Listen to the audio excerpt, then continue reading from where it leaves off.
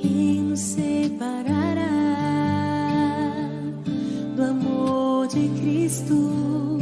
Será tribulação, angústia ou perseguição, fome ou nudez, perigo ou espada?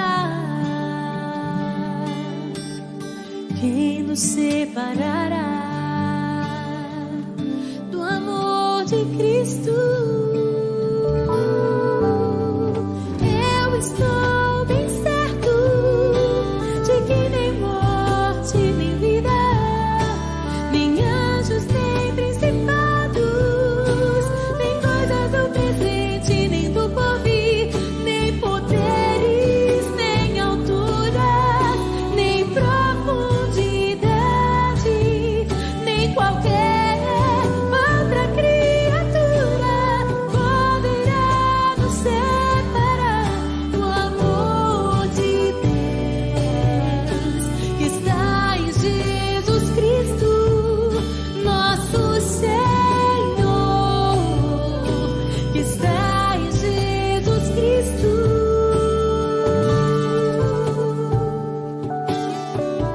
Nada, nada poderá nos separar. Nada, nada poderá nos separar do amor de Deus que está em Jesus Cristo, nosso Senhor, que está em Jesus Cristo.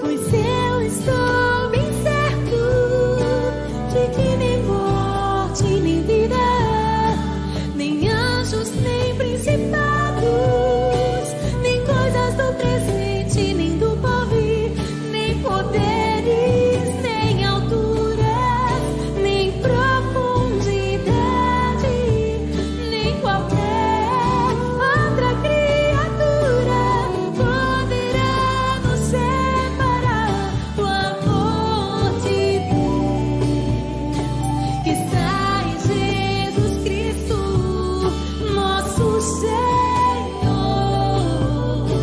que está em Jesus Cristo.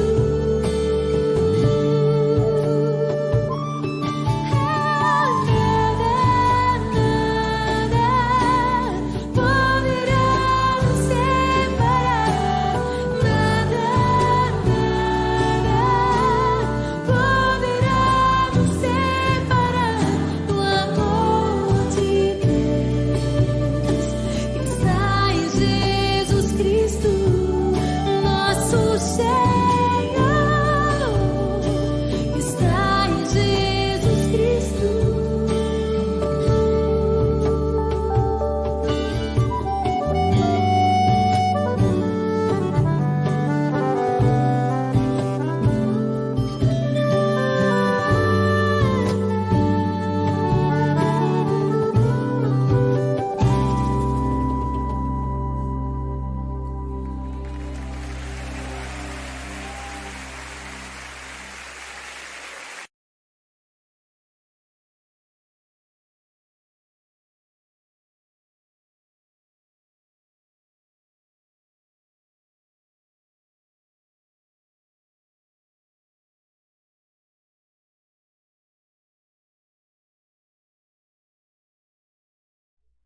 Meditar na palavra de Deus, irmã, irmão.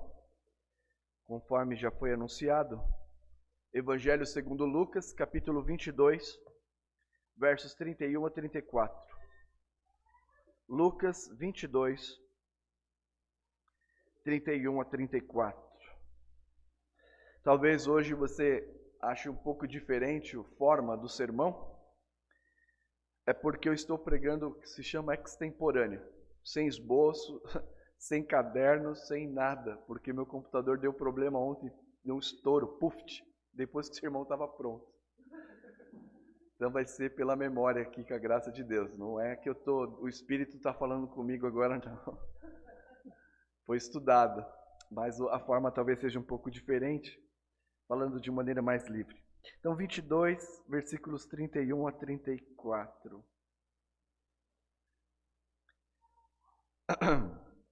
Simão, Simão, eis que Satanás vos reclamou para vos peneirar como trigo. Eu, porém, roguei por ti, para que a tua fé não desfaleça. Tu, pois, quando te converteres, fortalece os teus irmãos. Ele, porém, respondeu: Senhor, estou pronto a ir contigo, tanto para a prisão como para a morte. Mas Jesus lhe disse: Afirmo-te, Pedro, que hoje 3 vezes negarás que me conheces, antes que o galo cante. Tenho mostrado à igreja que há uma rivalidade entre o reino de Deus, que se expande, e o reino do inimigo. E que esta rivalidade será concluída no dia da consumação de todas as coisas, em que Deus separará o trigo e queimará o joio em fogo inextinguível. E dentro deste contexto, destes 2 reinos em concorrência, tenho ensinado a igreja a respeito da batalha espiritual. A batalha espiritual que consiste na oposição de Satanás a Jesus encarnado, como nós vimos no sermão anterior. Jesus foi tentado e Satanás ofereceu oposição enquanto ele esteve na carne, mas também oposição aos discípulos, à igreja de Cristo. E também mostrei a vocês no último sermão sobre esse tópico, que o objetivo último de Satanás, e a palavra Satanás significa opositor, o objetivo último de Satanás é, na verdade, fazer com que a fé esmoreça, para que você desista dos caminhos do Senhor e que o reino de Deus não se expanda através da sua vida. Este é o objetivo de Satanás. Ele opõe-se ao reino, opõe-se a Jesus encarnado e, portanto, opõe-se à igreja de Jesus Cristo. Por isso, nesta manhã, quero lembrá-los, nessa breve introdução, de que nós também observamos a vida do ponto de vista espiritual. E observando a vida do ponto de vista espiritual, temos esta batalha diante de nós. Satanás, nós aprendemos, ele rouba a semente que é lançada. Nós aprendemos através das parábolas que Satanás semeia o joio entre o trigo para tentar sufocar e enganar. Vimos que Satanás apossou-se de pessoas e que sempre esteve em oposição a Jesus Cristo. Nós devemos observar, portanto, que há uma dimensão espiritual na nossa vida e que inclui, sim, esta batalha espiritual. Principalmente entre Satanás e seus demônios contra a igreja. Porque contra o Cristo exaltado, ele já não pode mais tentá-lo. Diante disso, quando nós observamos essa passagem, vemos que Jesus está celebrando a Páscoa, a última ceia,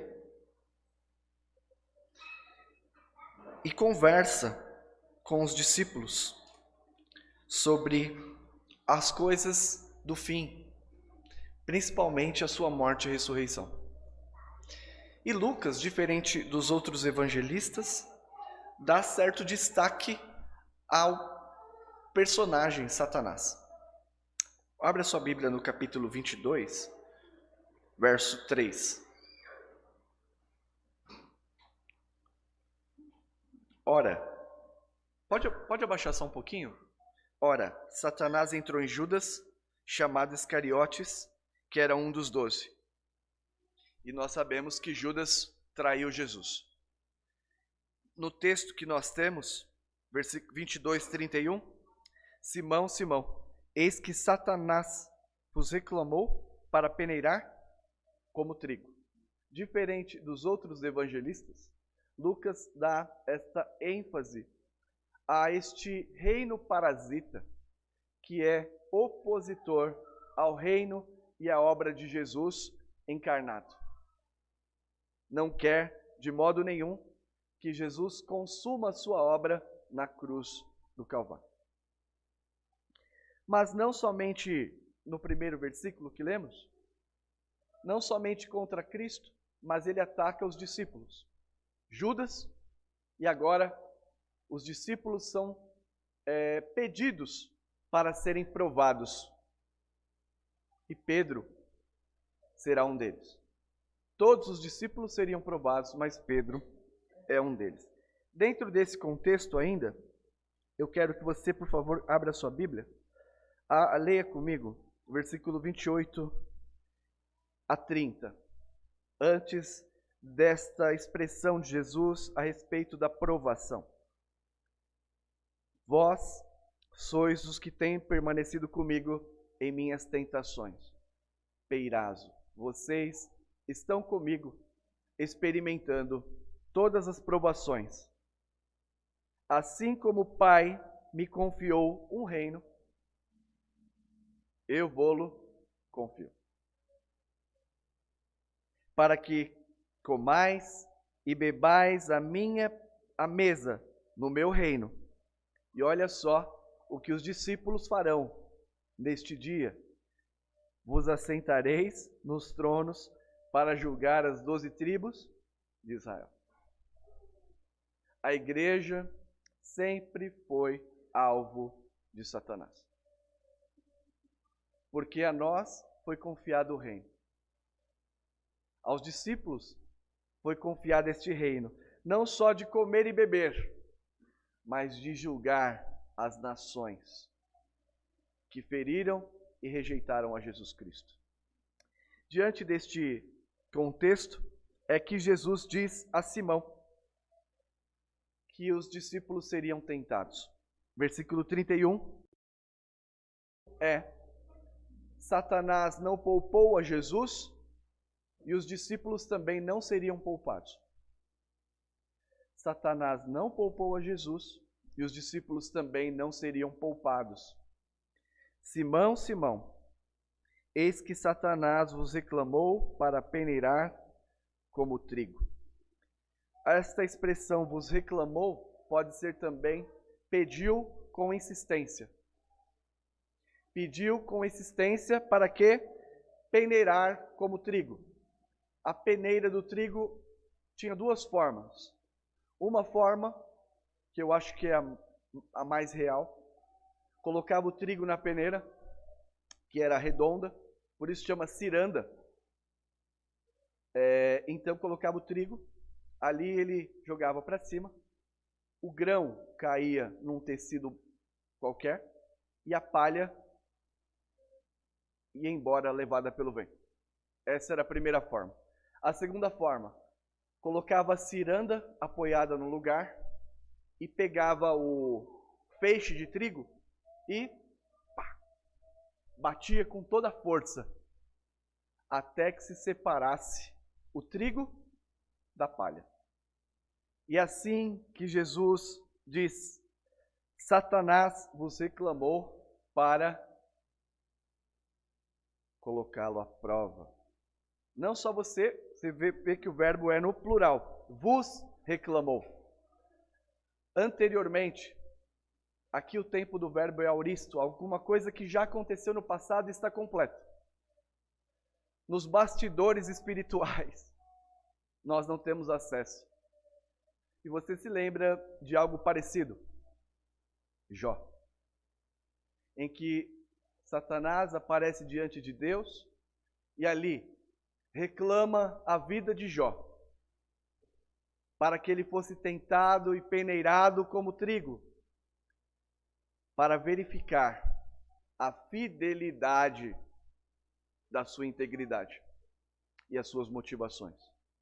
Vocês conhecem a história.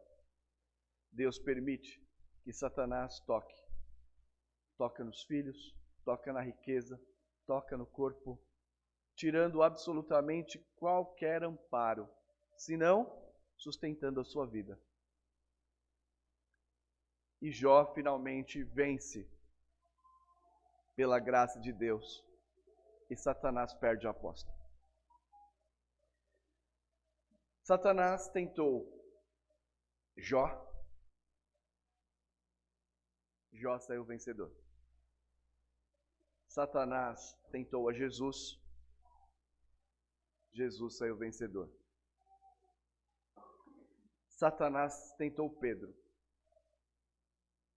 e o Pedro caiu. Mas Jesus continuou vencedor. Satanás significa, portanto, opositor. Mas tem outro nome que a Bíblia dá para Satanás, que é diabo. Diabo significa acusador.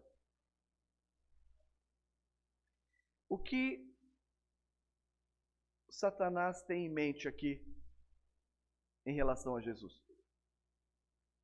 Falou: olha, esses 12 que você vai sentar para julgar no trono, na verdade eles são pura palha. Se você os provar, você verá que eles são joio. Este é a acusação de Satanás. O Pedro aí, ó, é joio. Só você provar e você verá. O acusador, esta é uma das tarefas de Satanás. Acusar os homens diante de Deus. E sabemos que alguns, de fato, são joio. Sabemos não, né? Deus é quem sabe. A Bíblia diz que há joio. Que no último dia, apesar de professar a Cristo, frequentar a igreja, ter aparência de piedade, na verdade, é joio. O dia do Senhor revelará, cabe a Ele isto, não a nós. Mas há cristãos sinceros e verdadeiros, que passam sim por grandes provas e grandes tentações. A acusação do diabo contra os filhos de Deus que foram justificados pela fé em Cristo não tem efeito. Não surte efeito. Nós lemos durante a liturgia: quem tentará acusação contra os eleitos de Deus? É Deus quem os justifica. Quem os condenará? E não há condenação. Então, embora Satanás tente acusar-nos diante do tribunal de Cristo, esta acusação cai por terra. Porque a obra consumada de Cristo na cruz é aplicada a todo aquele que crê. Portanto, como diz Romanos 1, agora, pois, já nenhuma condenação há para os que estão em Cristo Jesus. Satanás perde a sua função de acusador em relação aos filhos de Deus, mas ele acusa. Nós lemos em 1 Pedro 5 que o diabo, vosso adversário, e ali o adversário é como se fosse o promotor de justiça, aquele que nos acusa. O vosso adversário anda em derredor como leão, procurando a quem devorar. Resisti-lhes, pois, firmes na fé. Satanás não pouparia os discípulos. Faria oposição ferrenha e também não desiste de nos acusar diante do tribunal, mas sem sucesso. Quem tentará acusação contra os eleitos de Deus? É Deus quem os justifica. Quem os condenará? É Cristo Jesus que morreu, ou antes quem ressuscitou, o qual está à direita de Deus e também intercede por nós. Então, meu primeiro ponto é este: que você se lembre daquilo que Satanás faz: oposição e acusação constante. Qual o resultado, muitas vezes, disso? E eu chamo isso de fé subjetiva. É aquilo que nós sentimos, nossos afetos. Você começa a ter medo de perder a salvação. Será que eu sou um salvo mesmo? E o seu coração e suas afeições vão te colocando cada vez mais medo. Você perde a alegria no Senhor. Você não consegue mais ter paz de consciência. Tem ainda a culpa aferroando a sua consciência, culpado, culpado, culpada. Sensação de derrota. Sensação de prostração quanto à esperança que lhe foi dada. Cegueira espiritual. Afastamento da igreja. Afastamento do corpo de Cristo. Afastamento dos meios de graça que nós celebraremos hoje. Palavra e ceia. São efeitos, muitas vezes, da obra maligna. Então, você não será poupado, você não será poupada. Jesus poderia dizer: não toca nos meus ungidos, não. Mas Jesus pede para que ele não fosse tentado. Ele será tentado. Pedro, você será tentado. Satanás não poupará os seus discípulos. Isto vale para hoje também. E esta sensação subjetiva, esta perda de esperança pode acontecer e talvez você esteja vivendo isso. E dentro da batalha espiritual, o que Satanás não resiste é o poder da graça de Cristo. Graça incomparável. Graça indescritível. Meu segundo ponto é este: que podemos ser afetados nas nossas convicções. Meu segundo ponto é este: Jesus intercedeu e continua a interceder pelos seus discípulos. Pedro, você não será poupado, mas eu pedi por você. A hora que Satanás reclamou, eu disse: eu dobro a aposta. Eu orei por ti. E nós temos, irmãos, então, aqui, versículo 32. Eu, porém, roguei por ti, para que a tua fé não desfaleça. Tu, pois, quando te converteres, fortalece os teus irmãos. Roguei aqui não é a palavra literal grega intercessão, mas tem esse sentido, de pedir em favor de. Tá bom? Jesus, então, pede em favor de Pedro. E também diz, para que a tua fé não desfaleça. Desfaleça aqui é para que ela não, a palavra eclipse, para que ela não seja nublada. A fé está ali, mas ela fica nublada. Eu orei para que a tua fé não desapareça, aparentemente desapareça. E quando você se converter, você vai ser uma coluna em que os seus irmãos vão apoiar. É isso que significa fortalece.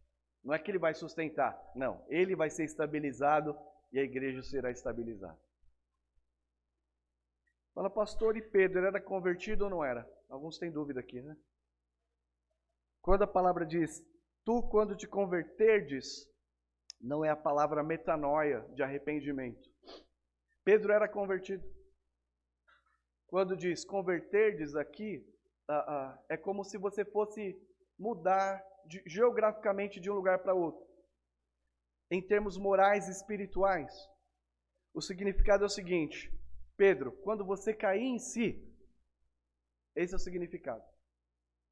Quando você cair em si, você vai estar pronto para ajudar os seus irmãos. E olha só como Pedro não tinha caído em si. Ah, Senhor, estou pronto para ir contigo, tanto para a prisão quanto para a morte. Jesus tinha antecipado, Pedro, quando você cair em si, então você vai estar pronto para ser fonte de consolo, conforto e estabilidade para os teus irmãos. Eu roguei por ti, Pedro. E a intercessão de Jesus é o que sustentou Pedro. A intercessão de Jesus é o que sustentou você e que te sustentará até o último dia. Abra sua Bíblia mais uma vez, Romanos. 1 João, desculpe. Capítulo 2. 1 João 2. 1 João 2, versículo 1. Meu ponto é, Jesus intercede pelos seus discípulos. Filhinhos meus, estas coisas vos escrevo, para que não pequeis. 1 João, capítulo 2. Se todavia alguém pecar, temos advogado junto ao Pai, Jesus Cristo, o justo. A intercessão de Jesus diante de Deus pelos seus. Aqui, no sentido forense, de que o acusador está trazendo a sua demanda e Cristo, então, é o nosso advogado. Romanos, capítulo 8.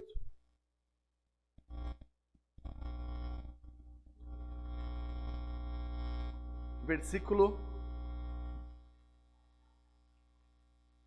34.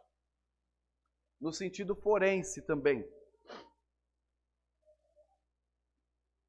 Quem os condenará? É Cristo Jesus quem morreu, ou antes quem ressuscitou, o qual está à direita de Deus e também intercede por nós. E Hebreus capítulo 7, verso 25. Hebreus 7, 25.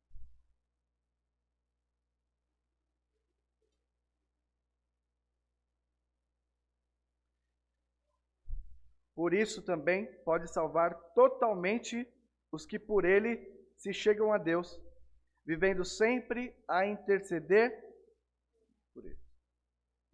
Voltemos lá para Lucas capítulo 22, versículo 32. Eu, porém, roguei por ti, para que a tua fé não seja eclipsada. Tu, pois, quando caíres em si, sirva de apoio aos seus irmãos. Ele, porém, respondeu: Senhor, estou pronto para ir contigo, tanto para a prisão quanto para a morte. Mas Jesus lhe disse: Afirmo-te, Pedro, que hoje 3 vezes me negarás que me conhece, antes que o galo cante. O que aconteceu? Pedro fraquejou.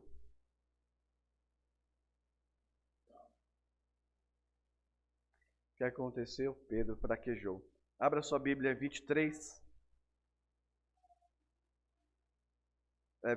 mesmo, versículo 60.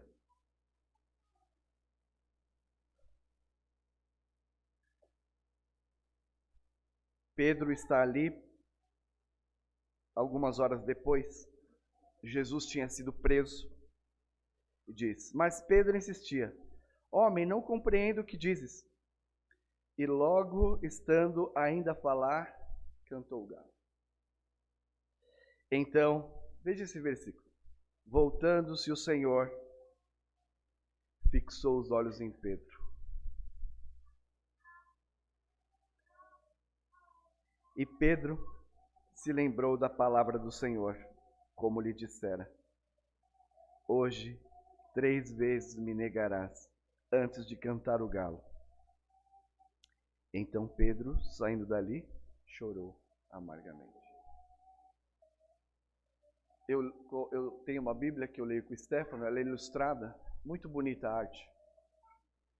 E ali nessa imagem, ele registra Pedro na fogueira, Jesus de longe, dentro da figura ali, mais ou menos uns 30 metros, na porta do Sinédrio, e Jesus olhando para Pedro.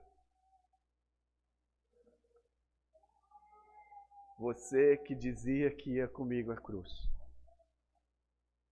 Você que fez aquela pública profissão de fé, firme, de que me ama.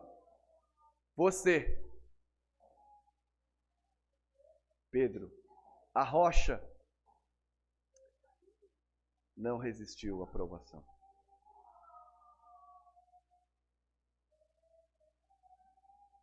A serviçal, o homem comum, perguntou a respeito se você me conhecia, Pedro. E onde está aquele Pedro? Corajoso, intrépido, com uma profissão de fé inabalável. Onde está? E nós sabemos que Pedro chora amargamente, as suas entranhas se amargam. E a partir daqui, parece-nos que Pedro caiu em si. E só seria restaurado ao ministério na ressurreição de Cristo. Assim como ele negou 3 vezes, ele diria ao Senhor ressuscitado: Eu te amo, eu te amo, tu sabes que eu te amo. Porque Pedro resistiu. Porque Pedro não foi tragado pelo tentador. Porque eu roguei por ti. Então, irmãos, irmãs, na batalha espiritual, temos um intercessor fiel.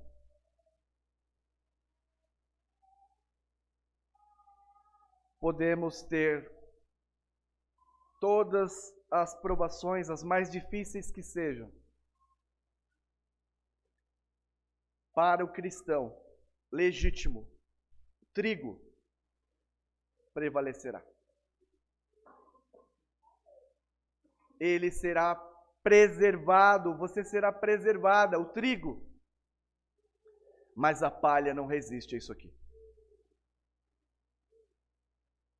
E na mente do diabo estava: Pedro e seus amiguinhos aí são palha, joio.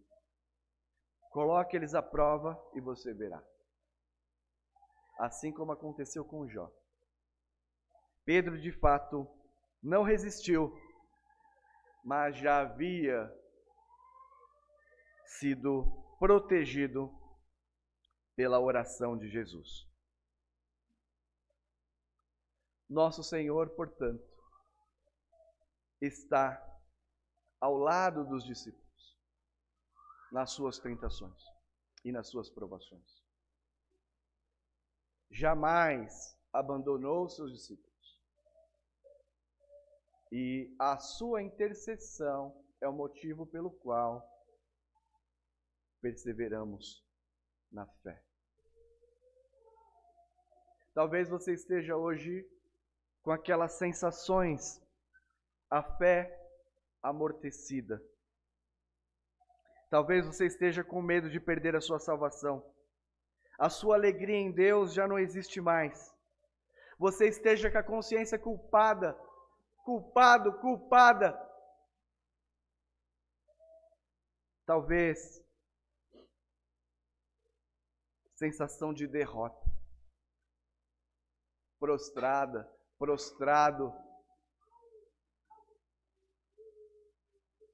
E muitos já não vêm à igreja. E esta palavra, irmã, irmão, o foco pastoral é fortalecer a fé das pessoas que, como Pedro, caem. Das pessoas que, como Pedro, vacilam.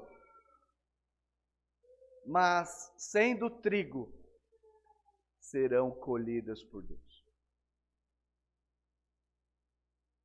Para que você não entre em desespero total, caindo nas ciladas astutas do inimigo da nossa alma. Que você vigie, porque o pecado faz separação entre nós e o nosso Deus. Só o pecado faz separação entre nós e o nosso Deus. Na fé subjetiva, nós perdemos a alegria, perdemos a esperança, perdemos o prazer de servir ao Senhor, perdemos o prazer na santidade e vamos nos afundando cada vez mais deprimidos e deprimidas. Mas cremos que a fé salvadora é perseverante, assim como a de Pedro. Não foi a provação que se converteu Pedro. A provação serviu para aperfeiçoar Pedro.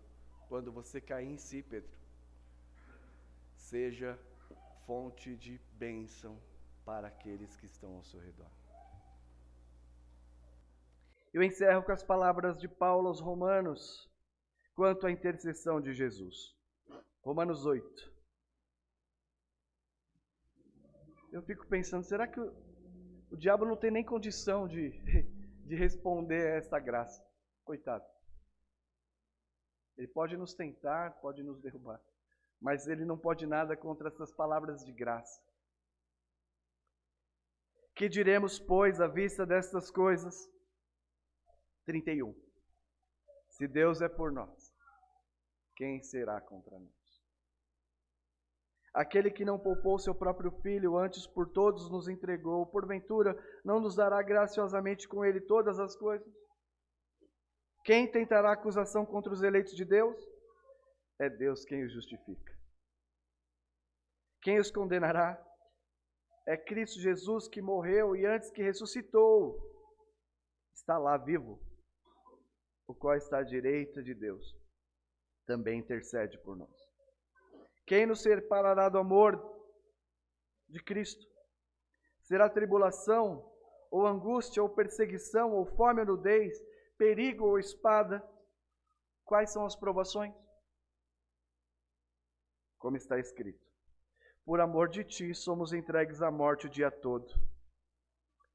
Fomos considerados como ovelha para o matadouro. Em todas as coisas, porém, somos mais que vencedores por meio daquele que nos amou. A batalha espiritual. Porque eu estou bem certo de que nem morte, nem vida, nem os anjos, nem os principados, nem as coisas do presente, nem do porvir, nem os poderes deste mundo ou espiritual, nem altura, nem profundidade, nem qualquer outra criatura poderá separar-nos do amor de Deus, É isso que aconteceu com Pedro, vocês estão entendendo? Que está em Cristo Jesus, nosso Senhor. Que você possa ser fortalecido com esta boa doutrina da palavra de Deus e continuar a caminhada em Cristo, confessando seus pecados, arrependendo-se deles hoje, declarando o mal que você fez a Deus, o mal que você fez ao próximo, e retorne ao caminho da graça, do amor que há em Cristo. Que Deus nos ajude. Amém.